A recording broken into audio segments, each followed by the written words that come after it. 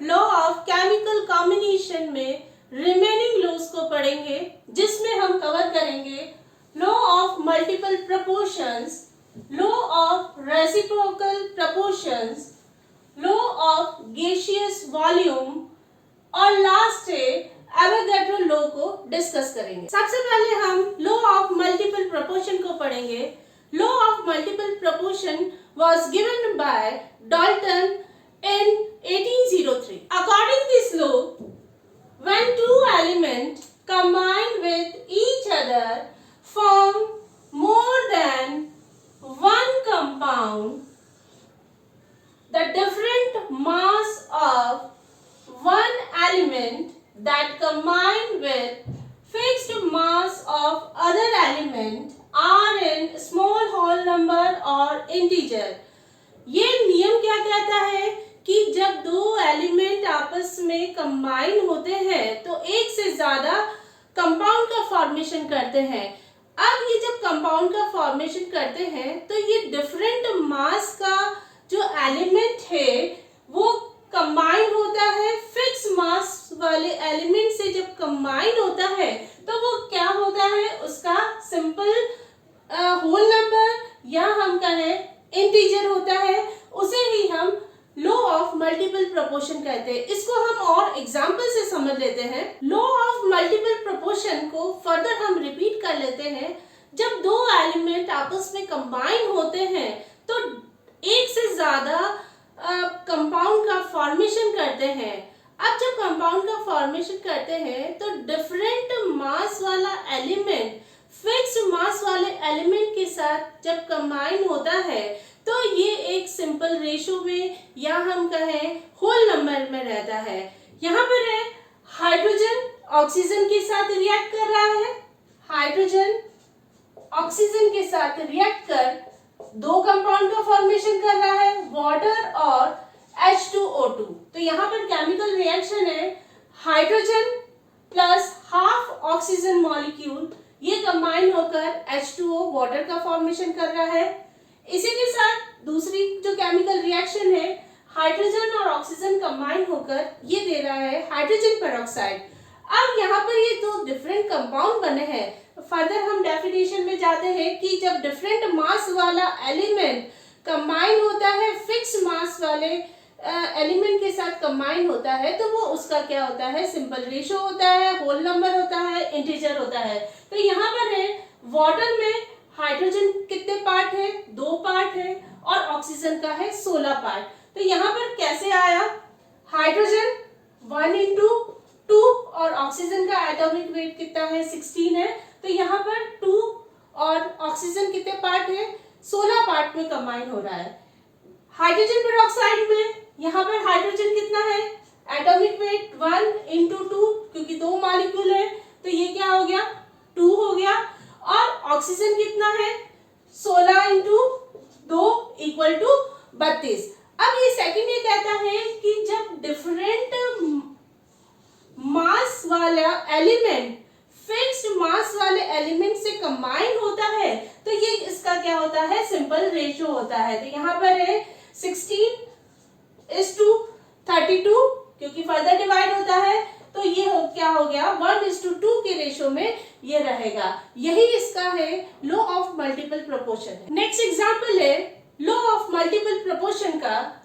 Nitrogen oxygen के साथ react कर डिफरेंट ऑक्साइड का फॉर्मेशन कर रहा है, जिसमें dinitrogen oxide, monoxide, dioxide, trioxide, tetroxide और नाइट्रोजन पेंटाऑक्साइड का फॉर्मेशन कर रहा है। अब यहाँ पर नाइट्रोजन का एटॉमिक वेट कितना हो गया 14/2। यहाँ पर 28 कैसे आया, 14/2 तो ये आपका हो गया 28 और 16 यहाँ पर है क्योंकि एक मॉलिक्यूल क्या है ऑक्सीजन का है तो ये कंबाइन हो रहा है N2O। इसी टाइप से सेकंड ऑक्साइड में है नाइट्रोजन डाइऑक्साइड का है तो यहाँ पर एटॉमिक वेट कितना हो गया या वेट ऑफ नाइट्रोजन आपका 28 ग्राम और 32 कैसे आया ऑक्सीजन का तो यहाँ पर 16/2 तो ये आपका ऑक्सीजन का क्या हो गया 32। इसी टाइप से ऑक्सीजन का जो वेट है यहाँ पर 48 है,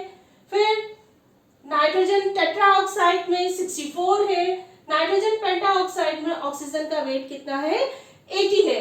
अब ये क्या कहता है कि जब दो एलिमेंट कंबाइन हो गए और डिफरेंट कंपाउंड का फॉर्मेशन हुआ, एक से ज्यादा जब कंपाउंड का फॉर्मेशन हुआ, अब यहाँ पर क्या है, ये जो डिफरेंट मास का जो एलिमेंट है, डिफरेंट मास का एलिमेंट इसमें क्या है, ऑक्सीजन है। ऑक्सीजन किसके साथ कंबाइन हो रहा है, फिक्स मास वाले एलिमेंट के साथ कंबाइन होता है। यहाँ पर फिक्स मास कितना है, किसका है, नाइट्रोजन का है।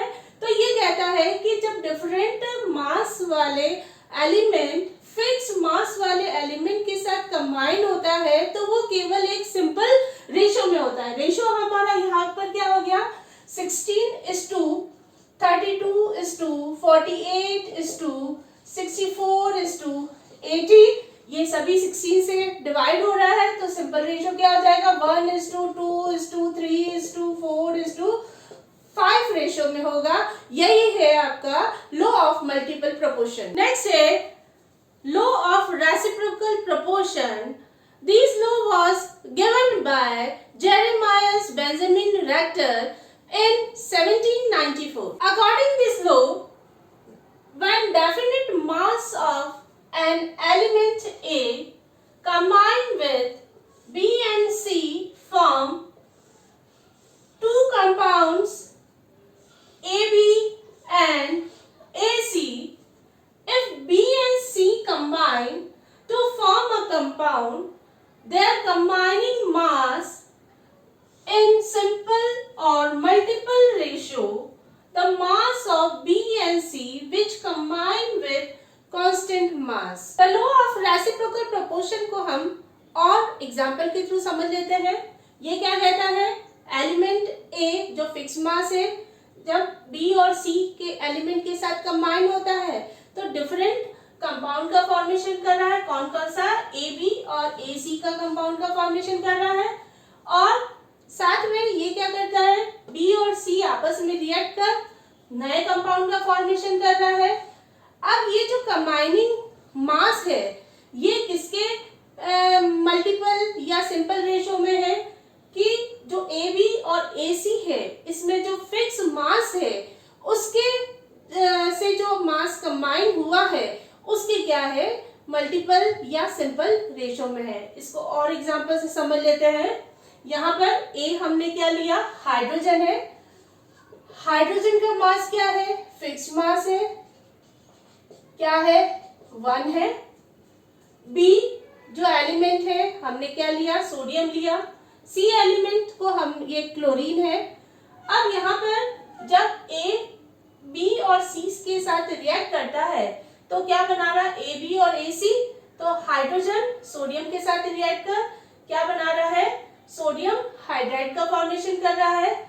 हाइड्रोजन क्लोरीन के साथ रिएक्ट कर क्या बना रहा है, HCl का फॉर्मेशन कर रहा है। अब B और C रिएक्ट कर BC कर रहा है तो सोडियम और क्लोरीन आपस में रिएक्ट कर क्या बना रहा है, सोडियम क्लोराइड। अब ये सोडियम क्लोराइड का जो कंबाइनिंग मास है कितना है, 23:35.5। क्लोरीन का सोडियम का एटॉमिक वेट कितना है, 23, और क्लोरीन का कितना है, 35.5 इसका एटॉमिक वेट है। तो ये NaCl का जो मास है ये किसके सिंपल रेशो या मल्टीपल रेशो में है, तो यहाँ पर है ये जो कंबाइन हुए हैं AB और AC, तो यहाँ पर जो फिक्स मास किसका है, हाइड्रोजन का है। तो यहाँ पर क्या है, सोडियम फिक्स मास हाइड्रोजन का कितना है, 1 है। और जो सोडियम क्लोराइड है तो यहाँ पर कितना हो गया, 23:1, और HCl का 1:35.5। अब यहाँ पर है क्योंकि फिक्स मास को हमने हटा दिया, रिमूव कर दिया, या उसका हमने कॉमन निकाल दिया, तो बचेगा कितना है, 23:35.5। ये जो कहता है ये वाला रेशो और ये वाला रेशो या तो सेम होगा या फिर उसका क्या होगा, मल्टीपल होगा। लॉ ऑफ रेसिप्रोकल प्रोपोर्शन को एक और एग्जांपल से समझ लेते हैं। हाइड्रोजन, दो एलिमेंट सल्फर और ऑक्सीजन के साथ कंबाइन हो रहा है। यहाँ पर हाइड्रोजन का क्या है, फिक्स या डेफिनेट मास है, दो डिफरेंट एलिमेंट के साथ कंबाइन हो रहा है, सल्फर और ऑक्सीजन, तो ये बना रहा है H2S और दूसरा है वाटर का फॉर्मेशन कर रहा है। अब किस रेशो में कंबाइन हो रहा है? 2:32। यहाँ पर 2 कहाँ से आया? हाइड्रोजन का एटॉमिक वेट 1 है, इंटू 2 इक्वल्स टू क्या हो गया 2, और सल्फर का एटॉमिक वेट कितना है 32। वाटर में 2:16 के रेशो में कंबाइन हो रहा है, तो इसको हम सिंपल वे में भी लिख सकते हैं 1:16, और इसको हम लिख सकते हैं 1:8 के रेशो में भी हम इसको लिख सकते हैं। अब यहाँ पर है जो बी और सी कंपाउंड एलिमेंट कंबाइन हुए हैं वो क्या बनाता है? BC बना रहा है। तो यहाँ पर सल्फर और ऑक्सीजन ये कंबाइन होकर सल्फर डाइऑक्साइड का फॉर्मेशन हो रहा है। ये एक डेफिनेट रेशो में कंबाइन हो रहा है, कितना है 32:32। तो ये कितना हो जाएगा 1:1 के रेशो में ये क्या हो रहा है? कंबाइन हो रहा है। अब ये कहता है कि ये जो BC कंपाउंड जो बना है, सल्फर डाइऑक्साइड जो बना है, इसका जो रेशो है यहाँ पर जो फिक्स्ड मास के साथ कंबाइन हुआ, फिक्स्ड मास क्या है? ये हाइड्रोजन। अब यहाँ पर सल्फर और ऑक्सीजन का जो मास है उसकी जो रेशो है उसका क्या है? सिंपल रेशो है या मल्टीपल रेशो में? अब हम ये डिफरेंट एटॉमिक मास वाले को हम रेशो निकाल लेते हैं, तो ये कितना आ रहा है 16:8। फर्दर डिवाइड करेंगे 2:1, तो ये इसका क्या हो गया? मल्टीपल रेशो में आ रहा है। इसे ही हम क्या कहते हैं? Law of reciprocal proportion. Next है लॉ ऑफ गैसियस वॉल्यूम।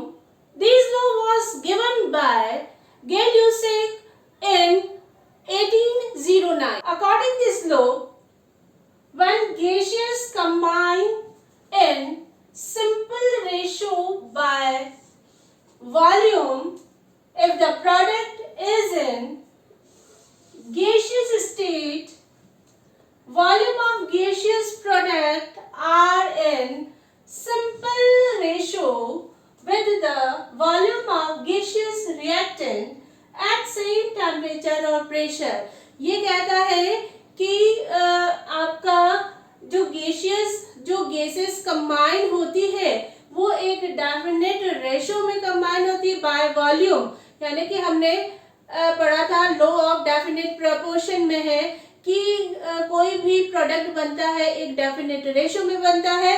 तो यहाँ पर भी वही है, जब गैस कंबाइन होती है तो कंपाउंड का फॉर्मेशन होता है, वो भी आपका क्या होता है? बाय वॉल्यूम होता है। और सेकंड कंडीशन ये है कि यहाँ पर जो प्रोडक्ट क्या होना चाहिए? गैसियस स्टेट में होना चाहिए। तो इस जो प्रोडक्ट जो बना है, जो वॉल्यूम ऑफ गैसियस प्रोडक्ट किसका रेशो है? सिंपल रेशो है, केवल volume of the gaseous reactant. हमने जो वॉल्यूम लिया है गैसियस रिएक्टेंट के, उसके क्या है? सिंपल रेशो में है। कंडीशन क्या होना चाहिए? At same temperature and pressure. Law of gaseous volume को हम और एग्जाम्पल से समझ लेते हैं। एग्जाम्पल को समझने से पहले फर्दर हम इस लॉ को सिंपल वे में समझ लेते हैं। ये कहता है कि जो गैस कंबाइन होती है एक डेफिनेट रेशो में होती है बाय वॉल्यूम, क्योंकि गैसेस का हम मेजर करते हैं वॉल्यूम में करते हैं, मोल में करते हैं, लीटर में करते हैं। तो यहाँ पर है कि गैस कंबाइन होती है, उसके डेफिनेट रेशो उसके वो भी क्या है? वॉल्यूम में वो क्या करता है? कंबाइन होती है। जब कंबाइन होती है तो यहाँ पर इंपॉर्टेंट कंडीशन ये है कि गैसियस स्टेट होनी चाहिए। जो प्रोडक्ट है वो हमेशा गैसियस स्टेट में होना चाहिए। जब गैसियस स्टेट में होता है तो ये जो प्रोडक्ट का जो वॉल्यूम है ये सिंपल रेशो है किसके साथ है? Volume of the gaseous reactant, यानी कि प्रोडक्ट का जो रेशो है का सिंपल रेशो है किसके साथ? रिएक्टेंट के वॉल्यूम के साथ एक सिंपल रेशो है। वो भी आपका क्या होता है? सेम टेम्परेचर और प्रेशर पर। तो एग्जांपल से ले लेते हैं। तो यहाँ पर है कि गैसियस लो है वो हम मोल से लेते हैं, लीटर से लेते हैं। तो यहाँ पर है कि एक मॉलिक्यूल बाय वॉल्यूम क्या हो गया? 1 molecule of hydrogen combine with 1 molecule या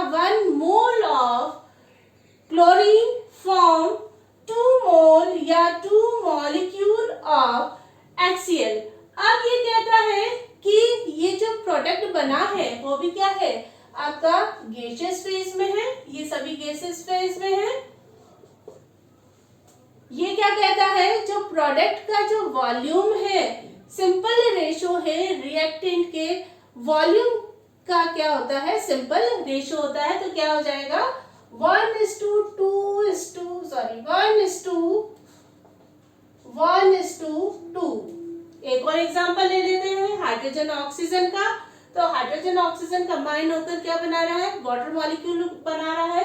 तो यहाँ पर क्या हो गया, 2 mole of hydrogen react with 1 mole of oxygen produce 2 molecule या मोल ऑफ वाटर। तो ये जो वाटर का रेशो है रिएक्टेंट के जो रेशो है उसके साथ सिंपल रेशो में जा रहा है, वॉल्यूम मॉलिक्यूल के साथ सिंपल रेशो में जा रहा है। तो क्या हो जाएगा 2:1:2। एक और एग्जांपल ले लेते हैं, कार्बन मोनोऑक्साइड ऑक्सीजन के साथ कंबाइन होकर क्या बना रहा है, कार्बन डाइऑक्साइड। तो यहाँ पर क्या होता है 2 मॉलिक्यूल या mole of carbon monoxide react with 1 molecule या 1 mole of oxygen form the 2 molecule of carbon dioxide और 2 mole of carbon dioxide। तो ये प्रोडक्ट का रेशो है, जो volume of gaseous product are in the simple ratio of the volume of the gaseous reactant। तो यहाँ पर क्या आ जाएगा 2:1:2।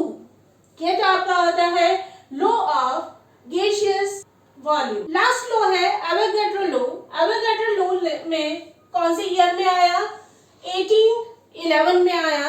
ये क्या कहता है, according this law equal volume of all gases contain equal number of molecule eight same temperature और प्रेशर। ये क्या कहता है, सेम टेम्परेचर और प्रेशर पर किसी भी गैस का जो वॉल्यूम है किसके इक्वल होता है, किसी भी गैस का जो हमने वॉल्यूम इक्वल ले लिया है तो वहां पर क्या होगा, नंबर ऑफ मॉलिक्यूल भी क्या होंगे, सेम होगा।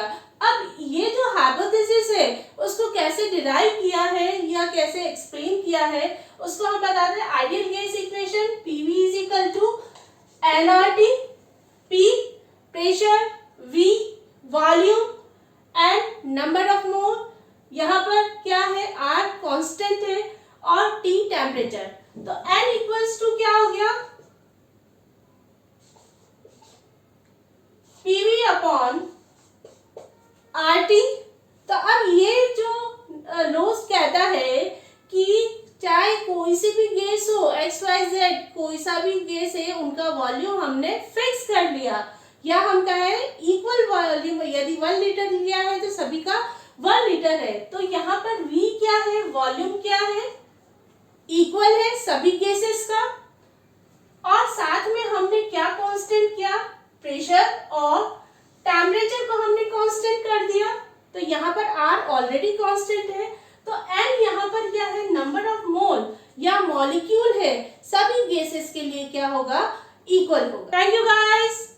आप मेरे वीडियो का डिस्क्रिप्शन जाकर देखें जिसमें मैंने इंपॉर्टेंट लिंक दे रखा है, some basic concepts of chemistry, fuel and combustion, water chemistry का, और साथ में बायोकेमिस्ट्री का लिंक दे रखा है, NDA का लिंक है, आप उसको जाकर देखें। आपको मेरा वीडियो पसंद आया है तो लाइक, शेयर एंड सब्सक्राइब करें, और साथ में बहुत सारे स्टूडेंट को